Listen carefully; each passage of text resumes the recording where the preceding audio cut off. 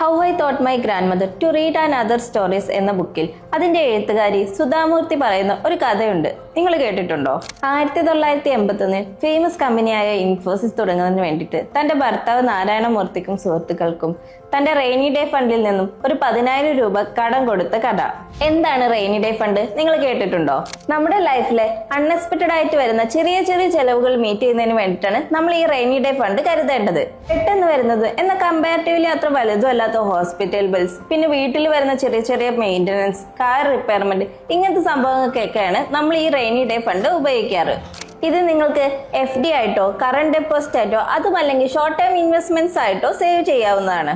ഇവിടെ നിങ്ങൾ ശ്രദ്ധിക്കേണ്ട ഒരു കാര്യം എന്താന്ന് വെച്ചാൽ എമർജൻസി ഫണ്ടും റെയിനി ഡേ ഫണ്ടും ഒന്നല്ല കേട്ടോ. എമർജൻസി ഫണ്ടിനെ കുറിച്ചിട്ട് നമ്മൾ നേരത്തെ സംസാരിച്ചതാണല്ലേ. ലൈഫിൽ തീർത്തും അൺഎക്സ്പെക്ടഡ് ആയിട്ട് വരുന്ന ഫൈനാൻഷ്യൽ ക്രൈസിന് വേണ്ടിയിട്ടാണ് നമ്മൾ എമർജൻസി ഫണ്ട് സ്വരൂപിച്ചിരുന്നത്. കമ്പാരിറ്റീവ്ലി റെയിനി ഡേ ഫണ്ടിന് വേണ്ടിയിട്ട് നിങ്ങൾ കരുതേണ്ട എമൗണ്ട് വളരെ കുറച്ചാണ്. ഈ റെയിനി ഡേ ഫണ്ട് കരുതുന്നത് നിങ്ങളുടെ സേവിംഗ് ഹാബിറ്റ്സിനെ ബൂസ്റ്റ് ചെയ്യാൻ നാളേക്ക് നല്ലൊരു തുടക്കമാകും.